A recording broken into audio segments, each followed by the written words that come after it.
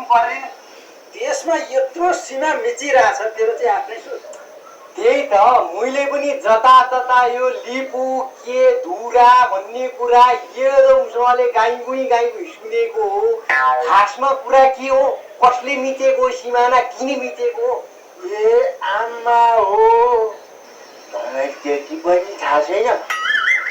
रातारात सिमाना मिचेर गाउँदै गायक हुन लागिसक्यो त्यही त यत्रो राष्ट्रिय बसको विषय तँलाई थाहा छैन एकदमसँगले मैले विदेशबाट आउँदाखेरि सिकेको एउटा कुरा के हो भने यो अरूको बारेमा चियो चर्चो गरेर बस्ने भन्दा पनि सिधा आफ्नो काम गर्ने आफ्नो बाटो सिधा हिँडियो भने एकदमसँगले सफल भइन्छ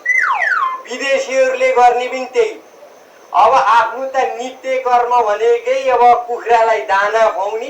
सुली सोर्ने र एकदमसँगले पैसा लुड्याउने त्यही हो यसरी गफमा भुलियो भनेदेखि त कुखुरा सेन्टी फ्ल्याट भइहाल्छ नि भोकल म चाहिँ लागे